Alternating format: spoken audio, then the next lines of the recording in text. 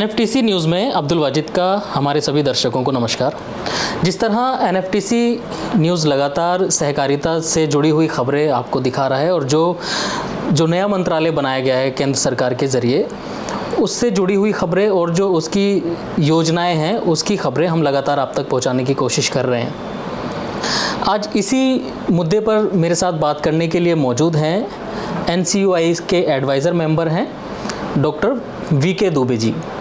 Sir, सबसे पहले तो आपका बहुत स्वागत है हमारे एनएफटीसी न्यूज़ में। बहुत बहुत धन्यवाद, आपका भी बहुत बहुत स्वागत है एनसीयूआई में। जैसा आपने प्रश्न किया है कि जो नया मंत्रालय सहकारिता बना हुआ है उससे क्या परिवर्तन आएगा सहकारिताओं के विकास में,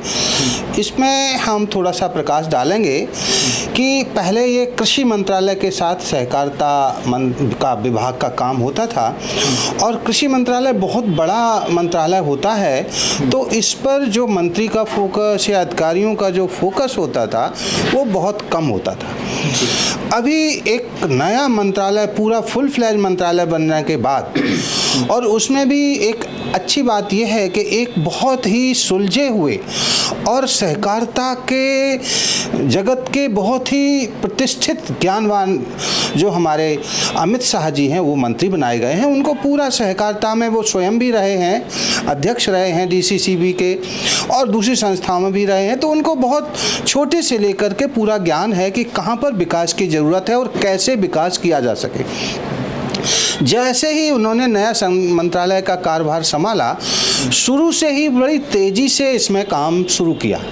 पहला काम तो उन्होंने ये किया कि अभी तक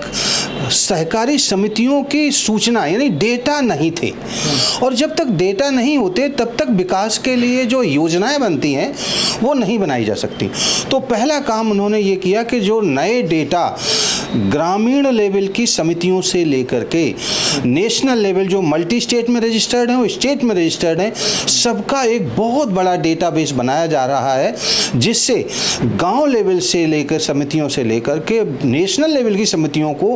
कैसे विकसित किया जाए, किस तरीके से उनके बिजनेस में विकास किया जाए, इसकी एक बहुत बड़ी योजना बनाने के लिए प्रयास चल रहे हैं और वो काम शुरू हो चुका है। सर, मेरा सवाल आपसे यही है, दूसरा सवाल मैं ये जानना चाह रहा हूँ, जो सहकारिता सरकार ने जो नीतियाँ बनाई हैं उन नीतियों से कितना सहमत हैं आप, या क्या नज़रिया अपना रखते हैं? अभी मैं अब आ रहा था उसी पे, मैं आपको बताना चाह रहा हूँ कि बहुत सारी नीतियाँ और परिवर्तन लाने की भी बात कर रहे हैं। उसमें एक ये भी है कि एक राष्ट्रीय सहकारी नीति बना रहे हैं। वो राष्ट्रीय सहकारी नीति से क्या होगा कि एक बिल्कुल क्लियर कट दिशा निर्देश, एक रोड मैप बनेगा कि जिससे समितियों का विकास हो सके। उनमें कहाँ भी रूल्स रेगुलेशन में, एक्ट में परिवर्तन करने की ज़रूरत है, कहाँ रूल्स रेगुलेशन ऐसे हैं जो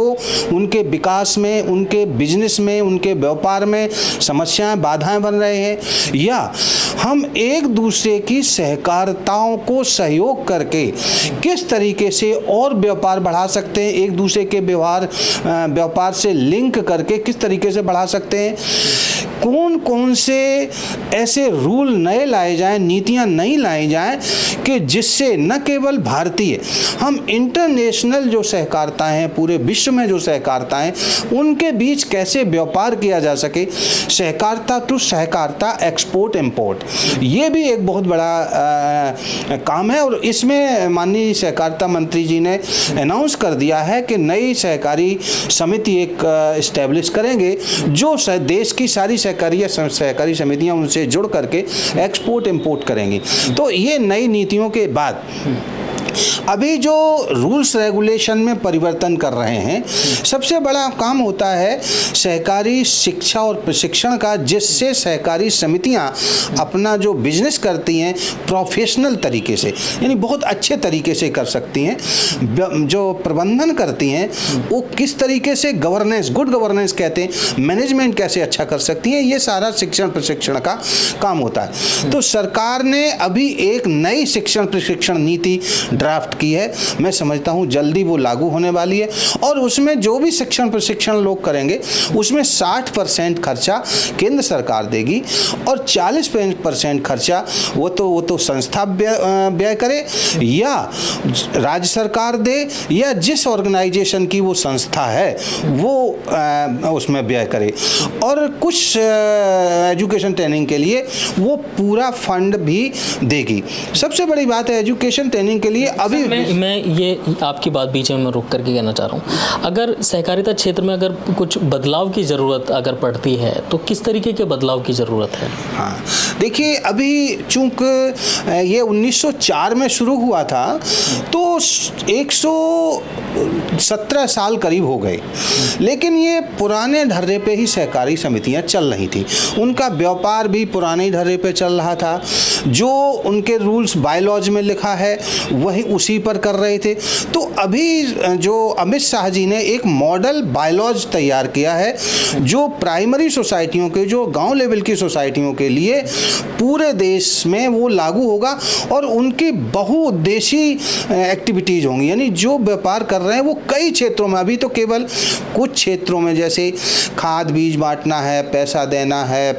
पेस्टिसाइड देना, लेकिन अब ये समितियां सारे गांव लेवल के काम जो भी आवश्यकता पड़ती है, चाहे वो डीजल देना हो उनको या उनको लाइसेंस बनवाना हो, उनका क्रॉप इंश्योरेंस हो, उनकी बैंकिंग हो, यानी सारे गांव की जो आवश्यकताओं की पूर्ति ये गांव लेवल की सहकारी समितियां करेंगी। ये एक बहुत बड़ा काम है। दूसरा, एक सहकारी समितियों के विकास के लिए एक विश्वविद्यालय भी बनाने का शुरू हो गया है। केंद्र सरकार बहुत जल्दी ही विश्वविद्यालय स्थापित करेगी। सर, एक सवाल और कि अगर इसमें कुछ सुझाव देने की ज़रूरत पड़ती है सहकारिता क्षेत्र में, तो मैं आपसे जानना चाहूँगा कि अगर कोई सुझाव आप देना चाहें या क्या आपका सुझाव रहेगा अगर ये ऑप्शन आता है कि लोगों से सुझाव मांगा जाए, तो आप क्या सुझाव देना चाहेंगे? हाँ, सबसे पहले हमारा यही एक हमारा अपना मंतव्य ये है कि जो सहकारी समितियां अभी हैं और स्टेट के रूल हैं और केंद्र के रूल हैं, वो रूल दोनों अलग अलग हैं, नियम कानून अलग अलग हैं। तो उन दोनों में वो एक ही जगह पे तो स्थापित होती हैं, लेकिन व्यापार करने में दिक्कत आती है, क्योंकि जो राज्य की सहकारी समितियां वो राज्य का रजिस्ट्रार कंट्रोल करता है, केंद्र की होती है वो केंद्रीय रजिस्ट्रार कंट्रोल करता, तो एक दूसरे को मिलके काम नहीं हो पा रहा। तो अभी जो प्रयास करेंगे कि एक मॉडल एक्ट बनाने की बहुत ज़रूरत है, जिस पर सहकारिता मंत्रालय ने काम शुरू कर दिया है। वो एक मॉडल एक्ट बनाया जा रहा है। ये काम भारतीय राष्ट्रीय सहकारी संघ को दिया गया हुआ है। एक मॉडल एक्ट बना के प्रस्तुत करेंगे। सारे स्टेटों की जो एक्ट है उनका अध्ययन करने के बाद एक समरी बनाने के बाद ये करेंगे। दूसरा ये है कि हमारे जो बिजनेस है वो बहुत ही एक तरीके से पुराने ढर्रे पे है, प्रोफेशनलिज्म उनमें नहीं है। उसके जो एम्प्लॉय हैं वो एक जो स्किल नहीं है उनमें कि जो वो अच्छे तरीके से व्यापार चला सकें। उनकी एजुकेशन भी बहुत कम है, उनकी ट्रेनिंग भी नहीं हो पा रही है, उनकी उस तरीके की एजुकेशन नहीं है जिस तरीके की उनको चाहिए। अब चूंकि सरकार के पास तो पैसा है, लेकिन संस्थाएं तो छोटी, उनके पास पैसा नहीं, इतने अच्छे वो अधिकारी नहीं रख सकते। तो हमारा एक निवेदन ये होगा कि सरकार कम से कम 50% जो एम्प्लॉय पे खर्चा है उनके वेतन का और खर्चे का वो केंद्र सरकार वहन करे, और जो प्राइमरी लेवल की सोसाइटियां हैं जो एग्रीकल्चर का काम करती हैं वहां पर एक एग्रीकल्चर का एक्सपर्ट रखें और उसका सैलरी जो है उसकी तनख्वाह वो केंद्र सरकार से वहन करे। क्योंकि बहुत बड़ा बजट अब आने वाला है जो सहकारिता मंत्रालय पे, तो पैसे का इतनी कोई दिक्कत नहीं होगी और ये बहुत छोटे खर्चे हैं। अगर एग्रीकल्चर एक्सपर्ट प्राइमरी लेवल पे गांव पे होगा तो किसान वहीं से अपनी समस्या पूछेंगे, वहीं से सॉइल टेस्टिंग करवाएंगे, वहीं से पेस्टिसाइड पूछेंगे कौन सी दवा डाली जाएगी, कितनी खाद डाली जाएगी, और किसान किसानों का इंश्योरेंस कैसे होगा, तो बहुत सारी किसानों की समस्याएं वहीं हो जाएंगी। और दूसरे में अगर सैलरी देंगे तो प्रोफेशनल अच्छे पढ़े लिखे लोगों को जॉब उसमें सोसाइटी रख सकती है जॉब में, और जिससे उनका प्रोफेशनल मैनेजमेंट होगा, उनका विकास होगा। सर आखिरी सवाल मेरा यही है, जो हम देखते हैं देश में बहुत छोटी छोटी संस्थाएं अलग अलग क्षेत्रों में काम कर रही हैं, वो अगर सहकारिता क्षेत्र में आना चाहती हैं या जुड़कर काम करना चाहती हैं तो वो अपना क्या भविष्य इसमें तलाश सकती हैं, आप क्या देखते हैं इसके बारे में? जी, हमारा एक निवेदन है, अभी मैं सरकार को प्रस्तुत जो अभी कर रहा हूँ एक नया मॉडल एक्ट, उसमें मैंने एक पार्टनरशिप कोऑपरेटिव की एक हमने सुझाव दिया है कि पार्टनरशिप कोऑपरेटिव रजिस्टर्ड हों, और उसमें जो पार्टनर हों वो कोऑपरेटिव भी हो सकती, कोऑपरेटिव की प्राइवेट कंपनी भी हो सकती है, एनजीओ हो सकती है, कोई दूसरी फर्म भी हो सकती है, सरकार की फर्म, वो सारे मिल करके अपना पैसा इक्विटी लगाएं और किसी नए क्षेत्र में एक नई कोऑपरेटिव्स को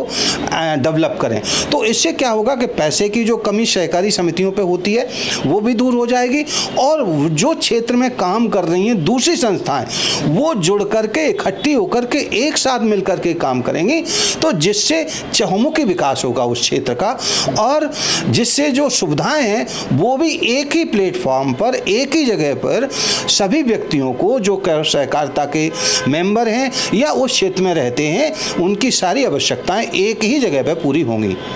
बहुत बहुत धन्यवाद सर ये हमारे सभी सवालों का जवाब देने के लिए।